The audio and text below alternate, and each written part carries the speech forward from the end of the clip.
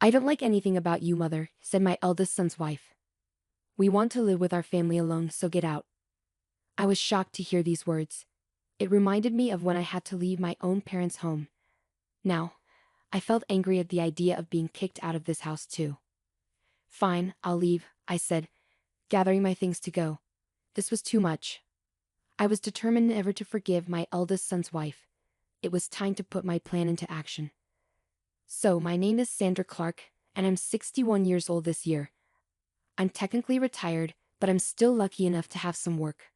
I don't go to the office every day anymore. Sometimes I drop by and attend meetings, but mostly I work from home. My oldest son seems to think I'm not working anymore, which isn't true. I became a widow when I was in my 40s. Right now, I live with my oldest son and his wife. Our family home has been in our family for a long time. It's a bit old and needs some fixing up, but I've always loved it. That's why leaving was hard. I've never had to worry much about money. My late husband's insurance money is still mostly untouched.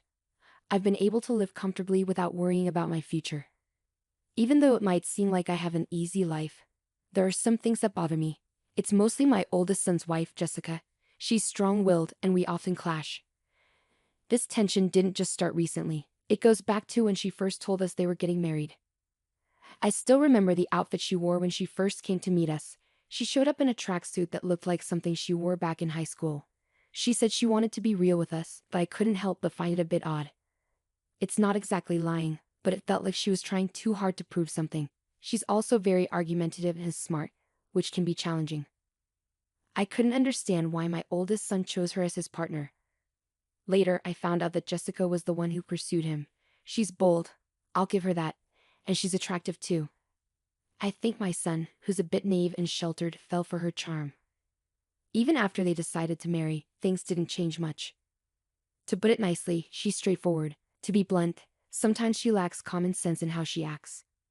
I really wanted to object to their marriage, but I reminded myself that it's what my son wanted, so I kept my peace. And now, we're facing the consequences of that decision. After my son and Jessica got married, he insisted that we all live together in our family home. I thought Jessica might disagree, but she was actually okay with the idea. It didn't take long for me to understand why. However, once we started living together, Jessica never lifted a finger to help with household chores. She left everything for me to do, cleaning, laundry, cooking, despite being a full-time housewife herself. She had quit her job when they got married. Even though I work remotely and don't have to go to the office every day, I still have less free time than Jessica. While I'm working on my computer, Jessica would make comments belittling my work, saying I'm just goofing off. At first, I brushed it off to avoid arguments, but it bothered me more and more as it kept happening. Jessica, since you have some free time, could you help out with the cleaning? I asked, noticing her lounging and watching TV. She looked at me with disgust, sighed dramatically, and replied, I don't do housework for your own good, mother. Can't you see that? It's a shame you don't appreciate my consideration. She had this strange theory where she believed if she did the housework, it would be bad for my health. According to her, seniors need to stay active, and doing chores would make me sedentary and possibly lead to dementia. So she was actually doing me a favor by letting me handle everything. Her reasoning was so bizarre it gave me a headache. Then she said something even more shocking. I agreed to live together to keep you from slacking off, mother. She said it with a half smile, leaving me speechless. I regretted agreeing to live together more and more every day. Doing all the housework while being watched by Jessica was nothing but torture. Fed up with the situation, I decided to talk to my eldest son, but it wasn't to complain about Jessica. I decided to move to an apartment where I could live alone. The current house we're in is old and has many stairs, which became difficult for me after I hurt my back last year. I talked to my son about the challenges of living here, and then I moved to an apartment. Even though it felt like Jessica pushed me out, I don't regret leaving. The new apartment is a rental. It might be a bit big for just me, but I got a room big enough for my grandchildren to stay in the future. I had the inside designed just the way I like it, and it felt like my own little castle. But my happiness didn't last long because Jessica started coming over every day and staying until late. The new apartment is really nice, huh? Maybe too big for you, Mom? Jessica said, lounging on the couch. Why don't you come back to your old home and do the chores? It's for your health and longevity. It's unbelievable that Jessica is telling me to go back to the old house and do the chores. During the day, she's so self-centered, it's overwhelming. I've already moved out. You need to take responsibility as the wife. I handle all the chores here, and my health checkups are always fine, Jessica. You don't need to worry about me. But Jessica just turned away, ignoring my words. Ignoring anything inconvenient was her usual tactic. Yet, she kept coming to my apartment every day. Just recently, she said it's too much trouble to go back home and ended up spending the night. My parents' house and this apartment are only about a 15-minute walk apart. It was my eldest son who suggested I live closer to my parents' house because he was concerned. His concern made me a little sad to leave the old house. One day, after I had been out for work-related errands, I came back in the evening to a surprise. To my shock, Jessica had let herself into my apartment. It seemed she used the spare key I had given to my son without my knowledge. Welcome back, she said, lying on the floor in front of the TV without even bothering to get up. Jessica, that spare key is for emergencies only, not for you to come in whenever I'm not home. I felt uneasy knowing she had been in my apartment while I was away. It was the first time I firmly told her so. She seemed surprised, as I usually let things slide quickly. She gave me an annoyed look, but I stood my ground. You really are a difficult mother-in-law. I can't stand that about you.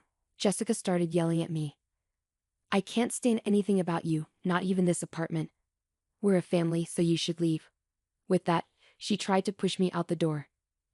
It seemed Jessica couldn't bear the idea of me living in the apartment. She was upset that they were still in the old house while I was here, calling it unfair. James is paying the rent for this place, right? It wouldn't be strange for us, his family, to live here. That's what it means to live beyond your means. Jessica seemed to think my son was covering the rent for the apartment. This explained why she kept showing up here. In her mind, the apartment should have been for her family to live in. Fine, I'll leave, I said firmly, staring her down. I agreed to move out within 3 days, which seemed to surprise her. Right in front of her, I called a moving company and arranged for them to come in 2 days. As Jessica left feeling satisfied, I watched her go, already planning my next move. True to my word, I moved out. My new place was an apartment specifically designed for seniors. I decided to test it out for 2 weeks. I handed over the keys and lease documents to Jessica, asking for a change in the contract through the real estate agent to the landlord. Luckily, I've known the landlord for a long time, so they were flexible and accommodating, which was a relief. My eldest son was furious with Jessica for kicking me out. He's even considering divorce, but Jessica doesn't seem to care. In fact, she started living alone in my apartment, saying, "Well then, let's live separately." I'm amazed at how bold she is. But in 5 days, Jessica will find out the truth. While I was working from home, my phone started ringing incessantly. It was Jessica calling. I had been expecting this, so I had a recorder ready to record the conversation. I pressed the record button and answered the call. "Excuse me, Mother, what's the deal with the rent for this apartment? Why do I have to pay it?" Jessica started ranting as soon as I picked up the phone. She sounded flustered. "Well, Jessica, you're the current leaseholder, so it's only fair that you pay. Is there a problem?" I purposely kept my tone calm and relaxed to annoy Jessica. She seemed even more agitated but didn't back down. "But didn't James used to pay the rent here? We're not even divorced yet, so shouldn't James pay?" Jessica had told my eldest son about the rent issue and he advised her to call me. The truth was, my son had never paid the rent. In fact, I had been financially supporting him. After retiring, I continued working as a consultant and advisor, earning a good salary. I was actually earning more than my son. I had been secretly helping him out because Jessica tended to spend a lot. "It's just a misunderstanding, Jessica. Originally, I was the one paying the rent for that place. I never made James pay a dime." Jessica seemed shocked and caught off guard by the truth. She quickly said what she wanted to and hung up the phone. Right away, I contacted my eldest son and played him the recorded conversation. "I've been putting up with it too, but I can't take it anymore. You feel the same way, don't you?" I knew my son was exhausted from dealing with Jessica's debts. No matter how old he gets, as a parent, I can't help but want to help him out. Some might say I'm too soft, but I think it's just natural as a parent. My son replied quietly, "I'll divorce her, I'm tired too." Then follow my lead. I told him my plan and gave him instructions. First, I asked him to take a few days of paid leave starting today.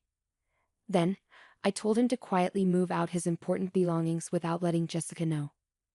We didn't want her to notice any moving trucks, as she might be nearby. I had instructed him to slowly move his things out during the night, keeping it discreet. The important belongings were taken to a single-family home that I had found as our new residence. This way, the plan progressed without Jessica knowing.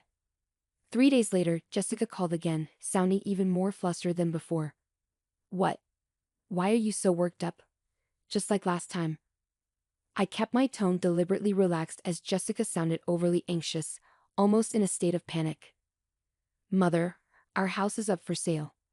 And I got a call from my parents saying that my belongings have arrived at their house." "What does that mean?" Jessica explained that her parents had received her belongings, and our old house was now on the market. It seemed my eldest son had followed my instructions. He had sent Jessica's things to her parents' house and put our old house up for sale, leaving it empty. The landlord told me that if I can't pay the rent, I should leave. I thought I should consult with James, and when I got home, there were chains and a padlock on the gate, and I couldn't get in. There's even a for sale sign up. Jessica was almost hysterical. It must have been quite a shock for her to come home to. "I've already entered into a sales contract with a realtor. We can't access that house anymore," Jessica had began, ready to express all the pent-up frustration. "Firstly, I'm no longer your mother-in-law, right? Yesterday, James should have filed for divorce. You signed it, didn't you? You and I are strangers now." Yesterday, my eldest son had filed for divorce at the city office. It turns out Jessica had signed the papers a while ago. Threatening divorce seemed to be a tactic she often used. My son used to believe that Jessica would change someday. After all, she was the person he loved enough to marry. He felt trapped into giving in to her threats of divorce, he once told me. But it seems my son has finally realized the truth. He signed the divorce papers, which had always been used as leverage, and submitted them. The divorce has been officially processed. You always used to tell James that you could divorce anytime. Are you happy now that things have turned out your way, Jessica?" I could sense Jessica holding her breath on the other end of the phone. She wanted to argue back but seemed lost for words. She must have been feeling frustrated. "Besides, I'm worried about you. After the divorce, how will you manage to live in that apartment without a job? Moving also costs money, and it's tough. How did you even afford it?" Jessica's anger was no longer hidden. She yelled and cursed at me. She had claimed she married my son because of the inheritance he received from my late husband. However, I control all the inheritance and she can't touch a penny of it. Despite marrying to clear debts, she screamed that nothing was going well for her. Of course, I made sure my son listened to this conversation too. If it came to a divorce settlement, I planned to use the recording as evidence. I thought it was the end, so I patiently waited for Jessica to finish her tantrum.